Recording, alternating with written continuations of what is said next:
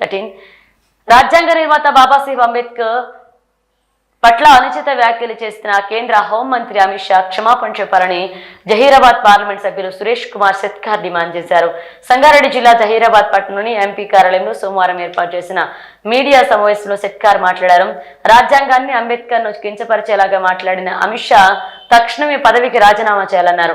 దీన్ని కాంగ్రెస్ పార్టీ ముక్తకంఠంతో ఖండిస్తుందని చెప్పారు. కులమతాలకు అతీతంగా కాంగ్రెస్ పనిచేస్తుంటే బీజేపీ విభజించే పాలసీ అమలు చేస్తుందన్నారు. దేశ వ్యాప్తంగా కాంగ్రెస్ నిరసన కార్యక్రమాలు నిర్వహిస్తుందన్నారు. ఈ నెల 24న సంగారెడ్డి జిల్లా కేంద్రంలో కలెక్టరేట్ ముందు ధర్నా చేపడుతున్నట్లుగా కాంగ్రెస్ శ్రేణులు పెద్ద ఎత్తున పాల్గొనాలని కోరారు. అమిత్ షాకు వ్యతిరేకంగా నినాదాలు చేశారు.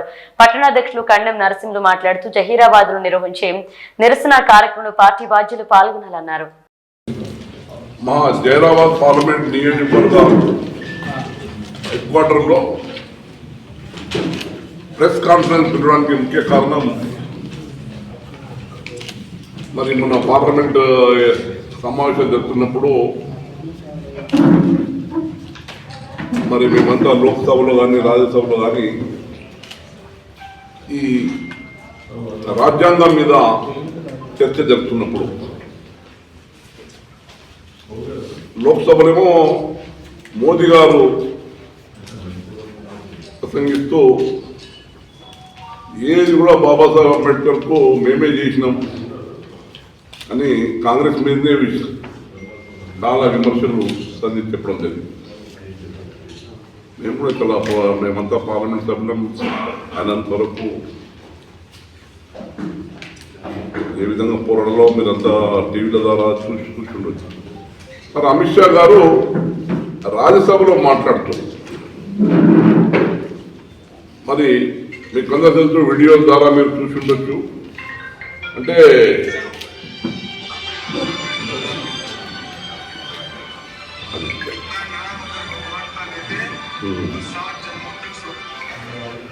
అమిత్ షా ఏమంటున్నాడంటే మీరు ఒకటే అంబేద్కర్ అంబేద్కర్ అంబేద్కర్ అని ఒకటి జపం చేస్తున్నారు, ఇన్ని పేరు తీసుకుంటే దేవుని దర్శనమే అవుతుంది మీకు అని ఒక వ్యంగ్యంగా మరి ఒక భారతదేశపు హోమ్ మినిస్టర్ ఇట్లా మాట్లాడడం మరి బాబాసాహెబ్ అంబేద్కర్కు రాజ్యాంగానికి అగౌరవపరిచినట్ల. అప్పుడే మా కాంగ్రెస్ పార్టీ మల్లికార్జున ఖర్గే గారు అక్కడ పార్లమెంట్లో అపోజిషన్ లీడర్ గారు చెప్పడం జరిగింది, మీరు తప్పుగా మాట్లాడుతూ ఉన్నారు, ఉంటే రిజైన్ చేయాలని కాంగ్రెస్ తరఫున ప్రొటెస్ట్ చేయడం జరిగింది. అయిపోయింది.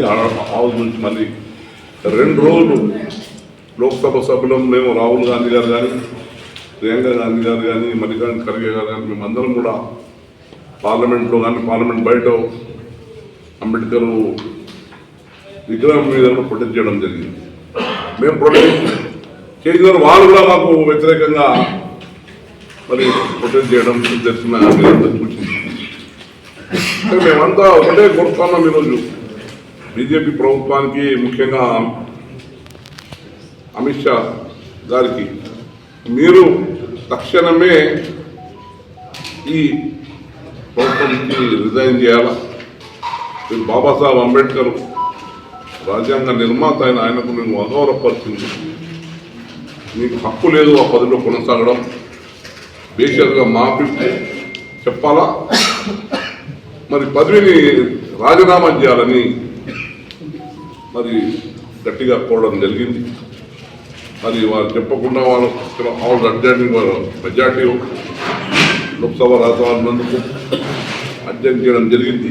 కానీ ప్రజల వరకు తీసుకెళ్లాల్సిన బాధ్యత మా అందరిపై ఉంది. మీడియా మిత్రుల ద్వారా, ఎలక్ట్రానిక్ మిత్రుల ద్వారా, మా కాంగ్రెస్ క్యాడర్ ద్వారా మరి గ్రామానికి ఈ విధంగా అంబేద్కర్ గారిని, రాజ్యాంగాన్ని కూడా వాళ్ళు హింసించే విధంగా, తక్కువ చేసే విధంగా మాట్లాడుతున్నారు అన్న దీనికి ప్రజలకు తెలియాలనే ఉద్దేశంతో మరి ఈరోజు ఈ ప్రెస్ మీట్ పెట్టడం జరిగింది. మళ్ళీ రేపు కూడా సంగారెడ్డి జిల్లా హెడ్ క్వార్టర్లో కూడా పెద్ద ఎత్తున